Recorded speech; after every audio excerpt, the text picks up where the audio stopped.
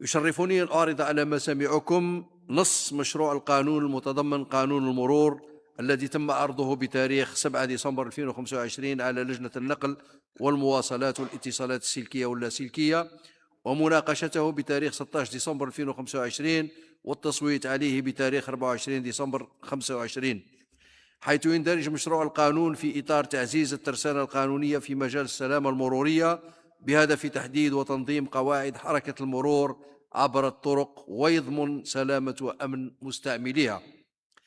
يسعى مشروع قانون المرور إلى ضرورة تعزيز التدابير والإجراءات التي من شأنها القضاء على ظاهرة اللا أمن المروري وخلق بيئة مرورية آمنة تأخذ بعين الاعتبار معالجة جميع العناصر المسببة لحوادث المرور من المركبة إلى محيط الطريق مرورا بالفرد. إن ظاهرة حوادث المرور في بلادنا لم تعد ظاهرة أرقام تدون في التقارير الرسمية فقط، بل أصبحت من أبرز التحديات التي تواجه المجتمعات الحديثة لما لها من آثار إنسانية واقتصادية ونفسية عميقة. ولهذا تمت صياغة مشروع القانون الذي بين أيديكم وفق ركائز حقيقية تعمل على الحد من حوادث المرور من خلال تحقيق الوقاية، التكوين والتنسيق المؤسساتي المستدام في ظل رؤية وطنية شاملة ترفع من قيمة الحياة وتحمي الحق في التنقل اللا آمن في إطار السعي نحو أمن الطرق. إن ما يتميز به مشروع هذا النص هو الدقة والوضوح، حيث تناول الأحكام التي جاءت في شكل مبادئ عامة، ووضح الأحكام المتعلقة بحركة المرور من السائقين إلى الراجلين وكذا المركبات. كما حدد الأحكام المتعلقة بالسلامة المرورية والتي أخذت حيزا معتبرا ضمن فحوى النص من خلال إدراج أحكام إلزامية تتعلق بالتدابير الوقائية والتي تعتبر ضرورية لسلامة المركبات والطريق. كما وضع النص الإطار المؤسساتي المعني بالسلامة المرورية على المستوى الاستراتيجي والمحلي، وتضمن المشروع ولأول مرة تحديد وتحميل المسؤوليات لكافة الأطراف المسببة لحوادث المرور على غرار ما كان سابقا يتحمل السائق المسؤولية دون مراعاة الظروف المحيطة بالحادث. في حين أعاد مشروع القانون هيكلة النص وترتيب أبوابه وفصوله وفروعه، ووضعها في أطرها المطلوبة، حيث يحتوي مشروع النص المقترح على 190 مادة مقسمة على 10 فصول، كما يأتي: الفصل الأول هي الأحكام العامة، والفصل الثاني من المبادئ العامة، الفصل الثالث حركة المرور عبر المسالك العمومية، الفصل الرابع السلامة المرورية، والفصل الخامس حوادث المرور، الفصل السادس رخصة السياقة، الفصل السابع المركبة، الفصل الثامن مخالفة قواعد حركة المرور، الفصل التاسع توقيف المركبة ووضعها في المحشر، والفصل العاشر أحكام انتقالية وختامية. ولقد تضمن مشروع هذا النص مجموعة من الأحكام الجديدة موضحة ضمن محاور رئيسية نسردها بصفة مقتضبة فيما يلي. المحور الأول في مجال تعزيز السلامة المرورية والتدابير الوقائية. عزز مشروع النص الجانب الوقائي والتحسيسي بما يضمن السلامة المرورية لكافة مستعملي الطريق، كما اهتم بكافة الجوانب التي تؤدي إلى حوادث المرور. كما أولى النص أهمية بالغة لدور الدولة والجماعات المحلية في تهيئة الطريق وصيانتها بما يضمن أمن مستعمليها، مع ضرورة وضع استراتيجية وطنية ومحلية للوقاية والأمن في الطرق. ومن أهم الأحكام الجديدة المكرسة تكريس وتشجيع ثقافة المواطنة للتبليغ عن السلوكيات الماسة بالسلامة المرورية، ضمان مطابقة قطع غيار المركبات للمعايير المطلوبة في السلامة المرورية، إشراك المجتمع المدني في نشر ثقافة الأمن المروري في الطرق ومساهمته في أخلاق سلوكيات مستعملي الطرقات والمرافق العمومية التابعة لها. استحداث لجنة ولائية للأمن والسلامة المرورية تتولى تنفيذ الاستراتيجية الوطنية للأمن عبر الطرق على المستوى المحلي. استحداث خلية محلية للرصد والتدخل على مستوى البلدية تتولى لا سيما رصد النقاط السوداء التي تشكل خطرا على السلامة المرورية والتدخل الفوري لرفع الخطر وأخطار السلطات واختار السلطات المختصة بالحالات التي تقتضي تدخلها. تحديد وضع المؤهلات لمواصفات تقنية ومقاييس موحدة مع إخضاع وضعها أو نزعها وأماكن إقامتها لرخصة مسبقة، كما نص المشروع وجوب نزع كل المؤهلات غير المطابقة للمواصفات التقنية. ضمان الدولة لضحايا حوادث المرور الجسمانية المرافقة الصحية والنفسية، وعند الاقتضاء المرافقة القانونية، إذ يمكنهم الاستفادة من المساعدة القضائية بقوة القانون إذا طلبوا ذلك. المحور الثاني في مجال شروط وكيفيات الحصول على رخص السياقة. أدرج مشروع النص المقترح جملة من الأحكام تتعلق بشروط الحصول على رخصة السياقة، من خلال تقديم ملف يستوفي الشروط القانونية المطلوبة لدى مدرسة تعليم السياقة، لا سيما شهادة طبية تثبت أهلية المترشح لسياقة المركبات، تحاليل طبية سلبية تثبت عدم تعاطيه للمخدرات أو المؤثرات العقلية، إلزامية متابعة تكوين نظري أو تطبيقي على مستوى مدارس تعليم السياقة حسب صنف رخصة السياقة.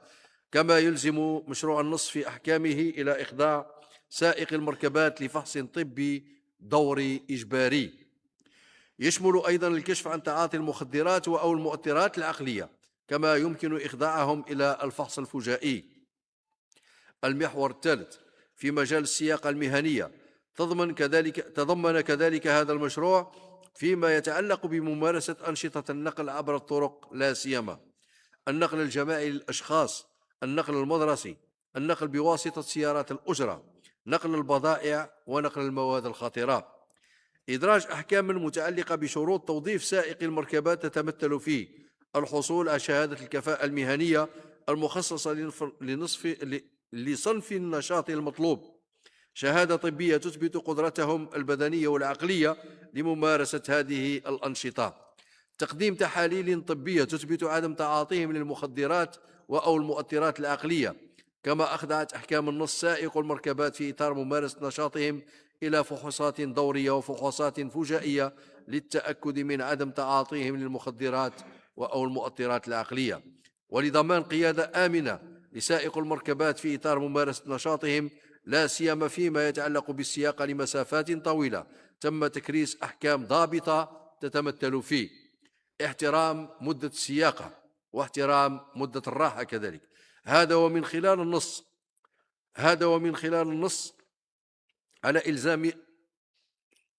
على إلزامية تجهيز مركبات نقل البضائع التي يفوق وزنها الإجمالي المرخص به مع الحمولة أو وزنها الإجمالي السائر المرخص به 3.5 طن، وكذا مركبات نقل الأشخاص التي تشتمل على أكثر من 9 مقاعد، مما في ذلك مقعد السائق بجهاز تسجيل وقت السرعة بالميقات.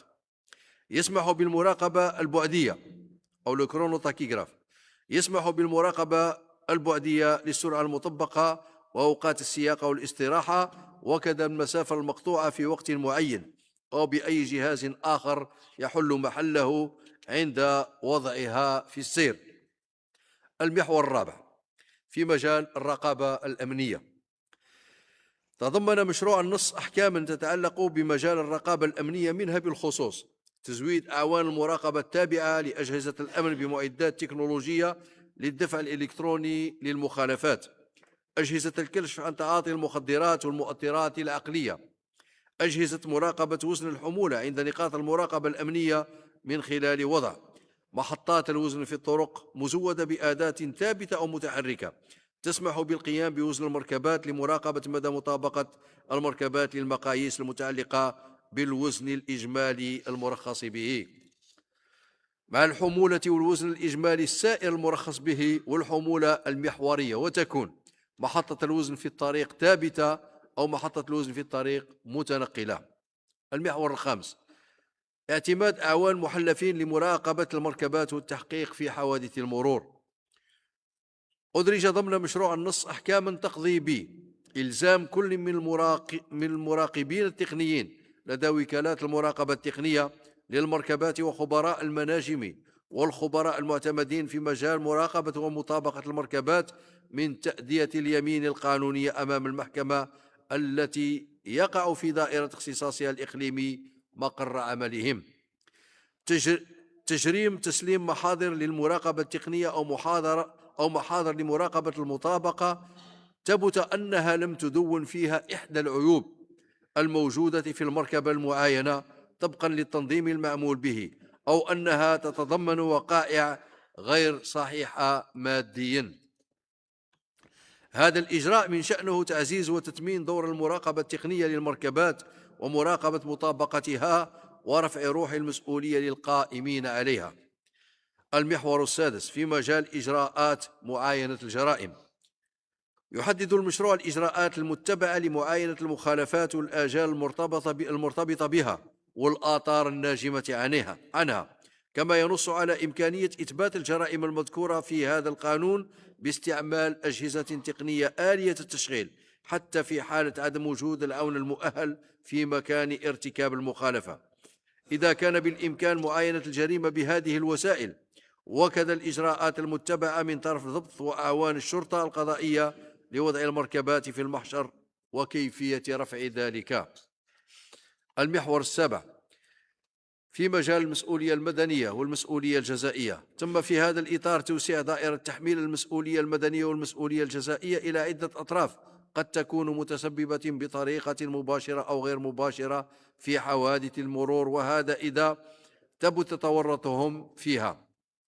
أولا، وكالات المراقبة التقنية للمركبات والمراقبون التقنيين وخبراء المناجم والخبراء المعتمدون.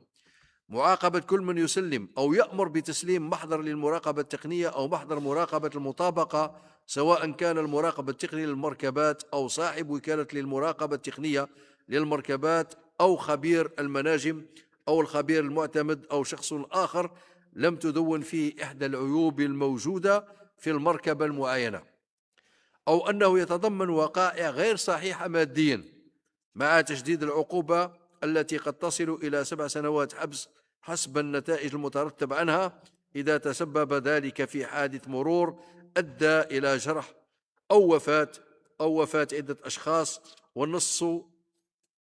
ونص على أن تكون وكالات المراقبة التقنية للمركبات المسؤولة جزائيا عن هذه الأفعال طبقا لأحكام المادة 154 من قانون العقوبات. مدارس تعليم السياقة ومفتش رخصة السياقة والأمن في الطرق ومؤسسات منح شهادة الكفاءات المهنية مدارس إقرار عقوبات جزائية ضد صاحب مدرسة تعليم السياقة ومفتش رخصة السياقة والأمن في الطرق ومؤسسات منح شهادة الكفاءة المهنية وكل من ثبت تورطهم في منح رخصة سياقة على سبيل المجاملة أو لأي سبب آخر غير مشروع مخالفة للإجراء التنظيمي لمنحها، مع تشديد العقوبة في حالات تسبب السائق المعني في حادث مرور أدى إلى وفاة أو جرح شخص أو عدة أشخاص، وإقرار نفس العقوبات على السائق المعني مع إقرار المسؤولية الجزائية لمؤسسة تعليم السياقة باعتبارها شخصا معنويا وفقا لأحكام قانون العقوبات. ثالثا، المكلفين بالطرقات وصيانتها. يتحمل المكلفون بالطرق وصيانتها المسؤولية المدنية عن حوادث المرور التي تتسبب فيها أشغال إنجاز أو تهيئة الطريق أو صيانتها التي يقومون بها غير المطابقة للمعايير والمواصفات المحددة أو التي تقع بسبب تقصيرهم وعدم قيامهم بتلك الأشغال، كما يتحملون التعويضات الناجمة عن الأضرار المادية التي لحقت بالطريق ولواحقه وتجهيزاته. رابعا، التصدي لظاهرة الغش في قطاع الغيار. بعدما أثبتت المعاينة الميدانية أن الكثير من حوادث المرور المرتكبة تسببت فيها قطع الغيار المغشوشة، أخذ نص المشروع بعين الاعتبار هذه الظاهرة من خلال تجريم أفعال استيراد أو صنع أو بيع أو وضع في السوق قطع غيار المركبات مقلدة أو غير مطابقة للمواصفات المطلوبة، وتشديد العقوبة في حالة تسبب ذلك في وقوع حادث مرور أدى إلى وفاة أو جرح شخص أو عدة أشخاص، ما لم يشكل ذلك فعل أشد يعاقب عليه بعقوبات مشددة. المحور الثامن في مجال أنظمة المعلومات. بغية المضي نحو الرقمنة واستخدام الأنظمة المعلوماتية في التسيير تم استحداث نظام وطني لجمع وتبادل المعطيات والإحصائيات المتعلقة بحوادث المرور عبر الطرق يتم تزويده دوريا من طرف المصالح الأمنية ومصالح الصحة المختصة والحماية المدنية وأي متدخل آخر في هذا المجال، ويستغل لا سيما في دراسة مسببات وعوامل الخطر ووضع أنجع الأساليب لمواجهتها، ويأخذ بعين الاعتبار المقاييس الدولية المعمول بها في هذا المجال. نظام وطني للنقاط السوداء يزود من قبل كافة الأطراف المتدخلة. نظام رخصة السياقة من أجل جمع وتبادل واستغلال المعطيات في مجال السلامة المرورية. المحور التاسع: التجريم والأحكام الجزائية. يصنف المشروع الجرائم الخاصة بقانون المرور حسب خطورتها إلى مخالفات وجنح مع إدراج لأول مرة في قانون المرور الجنايات، ويحدد العقوبات الموافقة لها، كما يتضمن أحكاما خاصة بالأشخاص المؤهلين لمعاينة الجرائم وإجراءات المعاينة. كما نص المشروع على أحكام خاصة بالعقوبات التكميلية للجرائم الواردة بمشروع هذا القانون. المحور العاشر: الأحكام الانتقالية والنهائية. نص المشروع في أحكامه الانتقالية والنهائية على العمل بالنصوص التطبيقية السارية المفعول للقانون رقم 1401 المؤرخ في 19 غشت سنة 2001 والمتعلق بتنظيم حركة المرور عبر الطرق وسلامتها وأمنها، المعدل والمتمم إلى غاية استصدار نصوص تطبيقية للقانون الجديد في أجل أقصاه 6 أشهر من تاريخ صدوره. كما نص المشروع على يوم وطني للسلامة المرورية يصادف تاريخ صدور القانون واستحداث جائزة رئيس الجمهورية للسلامة المرورية. إضافة لذلك تضمن المشروع أحكاما تتعلق بقواعد حركة المرور بما يتماشى مع المستجدات الجديدة التي تمس حركة المرور، لا سيما تحديد الأحكام المطبقة على آليات التنقل المتحركة بمختلف أنواعها على غرار ترونتينات التي أصبحت تشكل خطرا على السلامة المرورية وعلى مستعمليها. إخضاع النقل الاستثناء إلى رخصة مسبقة من طرف السلطات العمومية المختصة والعقوبة المترتبة على مخالفة ذلك. وفي الختام نعلمكم أن مشروع قانون المرور الجديد هو نتاج عمل تنسيقي بين قطاع الداخلية والجماعات المحلية والنقل وقطاعات أخرى على غرار قطاع العدل وممثلين عن مصالح الأمن الوطني والدرك الوطني، كما يعبر في فحواه على نية صادقة ورؤية سياسية واضحة تهدف إلى بناء مجتمع يحترم النظام ويقدر قيمة الحياة، وليؤكد أن سلامة المواطنين هو من أولويات السيد رئيس الجمهورية، والتزاما صريحا من الدولة تجاه شعبها حفاظا على أمنهم وسلامتهم. أخيرا، إن هذا المشروع يحمل نظرة شاملة ومتكاملة تستدعي تكافل جهود جميع الفاعلين كل في مجال اختصاصه للوصول إلى نظام مروري آمن ومستدام. ذلكم هو محتوى مشروع القانون الذي أتشرف اليوم بتقديمه أمامكم السيد رئيس اللجنة، السيدات والسادة أعضاء مجلس الأمة. شكرا لكم على حسن الإصغاء. تحيا الجزائر والمجد الخلود لشهدائنا الأبرار، والسلام عليكم ورحمة الله تعالى وبركاته. شكرا.